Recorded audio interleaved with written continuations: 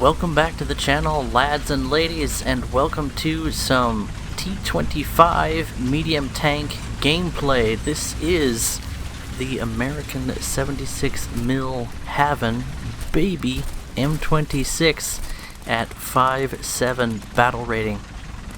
And I still remember when this thing got an upgraded battle rating. This thing actually used to sit at 5.0, where it was fantastic and very durable, and now at 5.7 it's still a stupendous medium tank with improved mobility over the Sherman, a lower profile, great gun handling, the famous American 76, which might be the best gun at its tier in the game in terms of reliable sustained damage.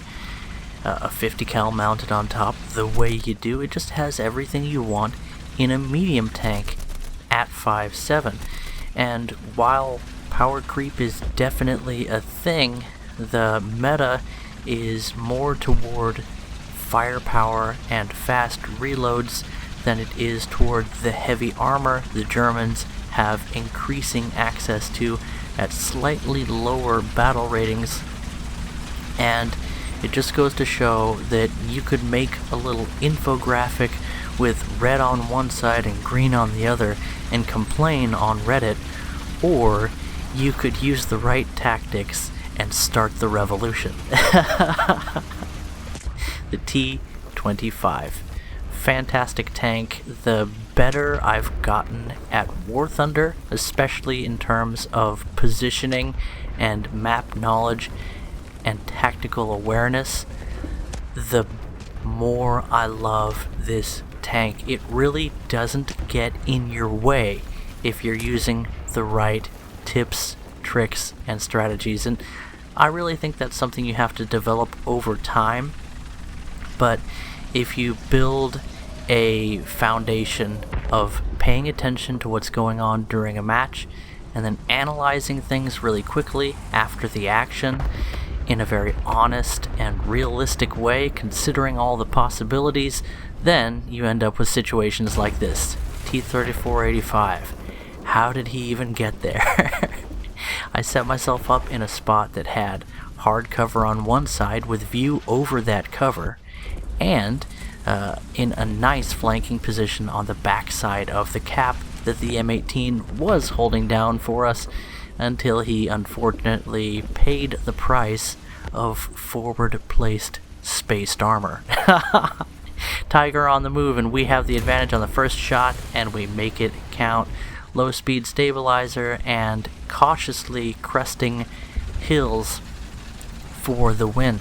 American gun depression certainly doesn't hurt, and I know there are enemies on the backside of this ridge. This is deja vu from my M24 video, so we'll see how many kills we can pick up here. And of course, extending behind the enemy front line like this does put us at risk of being flanked, and that enemy Tiger did just respawn into something.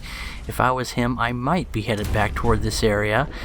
Around into the Panther. Nicely done. He should move at this point, but he doesn't, so to finish him off with a ghost shell. Disappeared into the post, which reappeared. Even the scenery is respawning faster than my team. But a third round that gets recognized by the shitty War Thunder servers finds its way through. And now I spend way too much time scoped in observing the cap. I don't have good vision on point, and I really should be repositioning now, but I wanted to make sure there wasn't an enemy left on that side of the cap.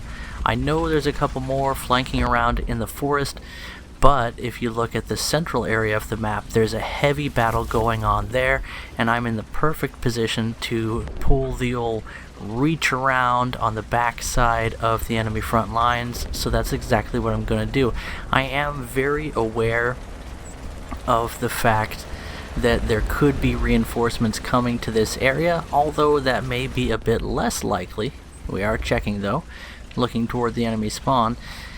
because the C point is still held by the enemy at this time. If you sort of imagine ants crawling toward enemy capture zones, that can give you a general idea of where the enemies that are pushing forward are likely to be moving. And then you'll always have one or two little scouts flanking around the edges of the combat zones, much like myself. But if you pull off a big wide flank, you end up missing most of the battle. So those people tend to be a bit less of a hindrance than folks that are engaged, or especially those that are moving up from their spawn. Those are the people that catch you when you're trying to perform this reaching around flank, as I like to call it. You get just behind or to the side of the enemy advance, and you get side shots for days. Now, we know there's enemies in the area. A lot of people have been dropping around this central point, but there's a lot of soft cover here, and I'm not sure where anybody is, so I'm being very careful here. You might think I'm ignoring my left side there toward the front of my tank, but I'm actually listening very closely for what's going on there, and you can generally hear engine sounds closer in. In fact, that's a German machine gun, and we heard an engine in that area. So we know there's an enemy tank. We get into a nice little defilade here. In fact, we crest the rise. That will be our retreat zone. It's always good to already have a place to back into cover available, and these rocks and then that little defilade will provide in a pinch if I can't get a kill on the first shot. Enemy pushing up. Sounds like a tiger. It's not fair because I'm rewatching this video. It is a tiger. And can't quite get a good look at him, but yep, there he is. He's pushing forward. He's totally oblivious. Side on. Beautiful shot. Who could ask for more? Now's a good time to push up. There might still be enemies in the area, but they're going to have the disadvantage in the terrain, and especially considering I have such good gun handling for this tier. Again, it really comes in handy in a close-in situation like this to have that gyroscopic stabilizer and 10 degrees of gun depression. Kablam! Enemy Nashorn, relatively thin side armor, and we do punch through with our 50 cals to finish off the rest of his crew. Now it's bonanza time. We're just going to play as aggressively as possible, and Panzer IV, perfect time for me to pull up to the side here and whiff my shot. That was horrible. I should have waited for a half a second for the gun to stabilize, but I didn't, and we drove over some terrain at the last second, the way you do. Now, however, we should be able to peek out and take him down. The spots that my tank can get penned by him are fairly few and far between, but if you're being raped in the bum by an M6, it's a little bit harder to line up your shots. Heavy tank driver, be a little less horny next time. That's what you get.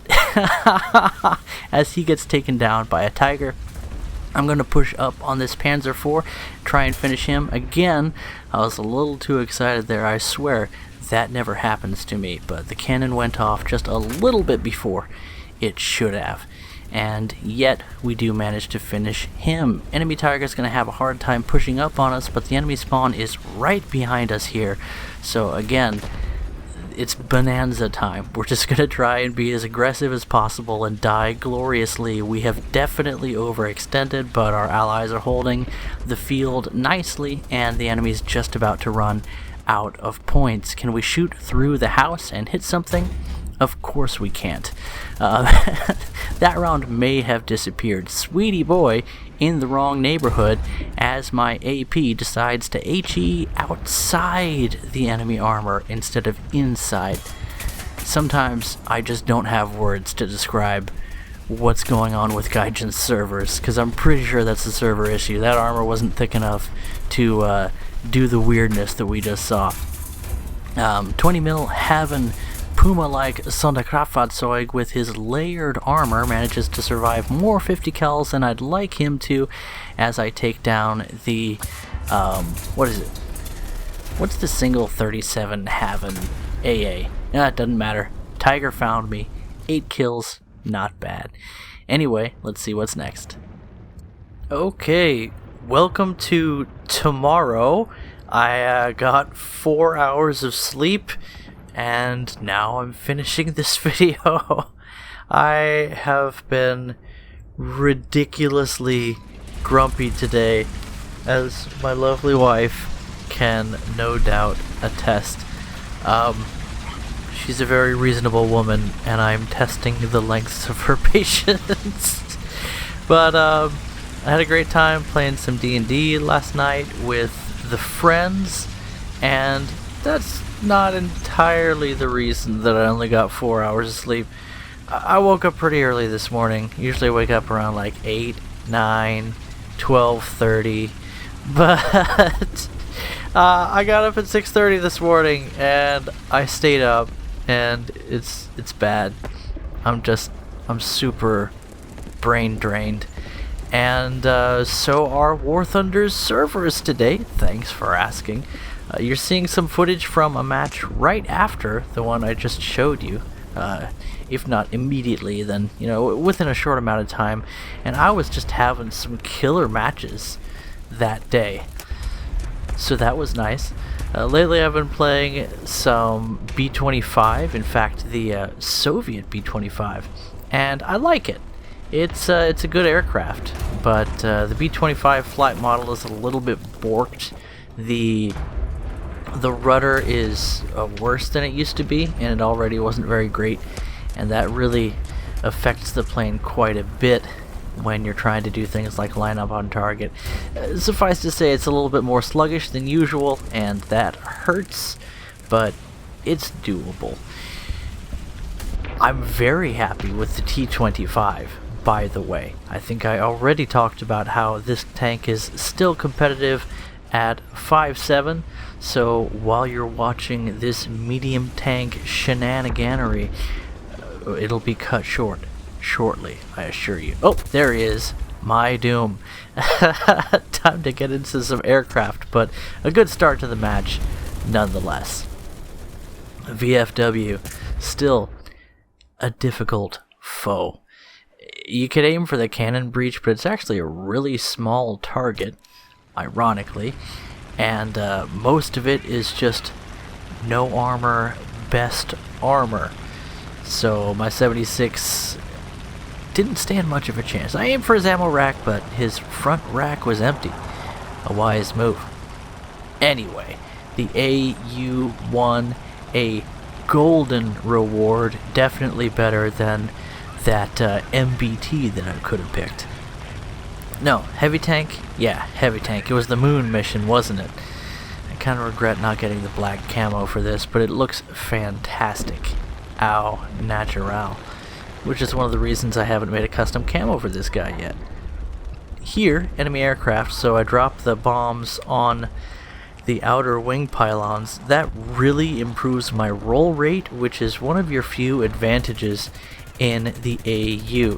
It doesn't outperform enemy fighters in any other area other than maybe horsepower against some of the things it could potentially face. But getting a lucky convergence with the first pass was essential to taking down that BF-109, and now I have a little bit of breathing room to try and salvage this match, I guess, support my team. They're actually doing fairly well, and that definitely helps. Beautiful double kill.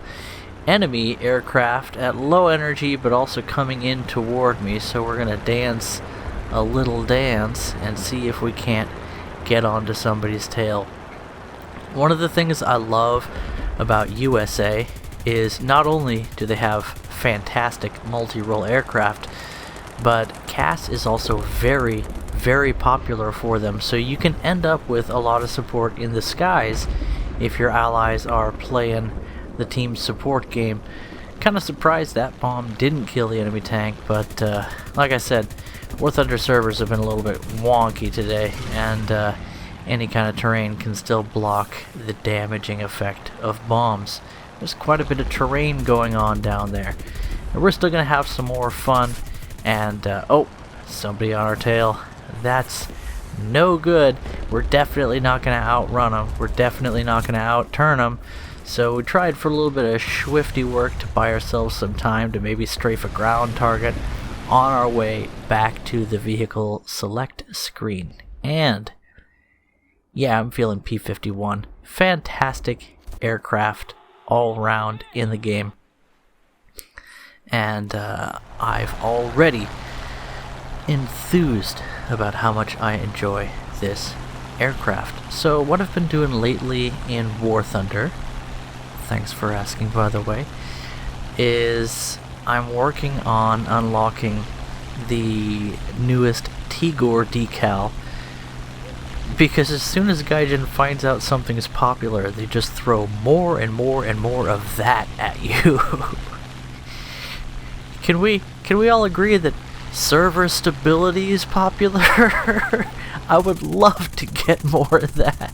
It's not too bad in this match, really, but today, when I'm recording this, I have had some of the jankiest matches with 0% packet loss, according to the little stat bar in the bottom left. But that's let me put it this way: our lie detector test determined that to be freaking bullshit, because I've never had ghost bombs before, but my bombs were ghosting on me against light pillboxes in some matches today, and that's just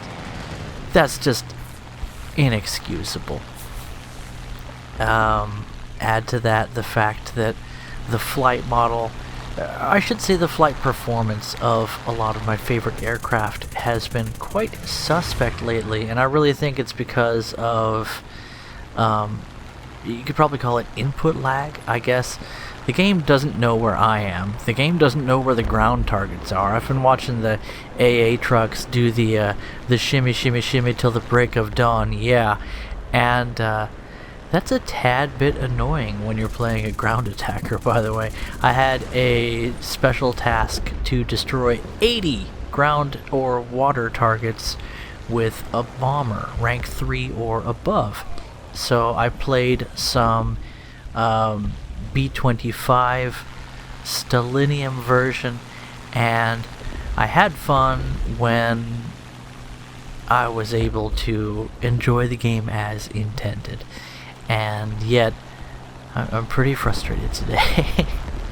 I'm a little bit disappointed because this is just bad stewardship, the way things are going. With the way the servers are right now, Gaijin needs to just shut down the servers and do the maintenance they need to do, fix whatever the issues are, and not try to perform brain surgery while soliciting bribes from the patient.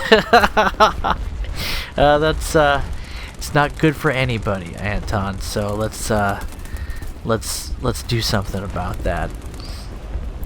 But I'm just a guy, and this is just the weather, and I did manage to complete my special task of destroying ground targets, as well as my 2 daily tasks.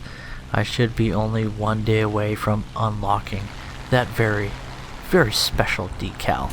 As for World War Mode, there was an important bulletin in the War Thunder launcher, so I checked the news, and it was talking about the delays for, oh, well, I'm going to chalk that down to pilot error.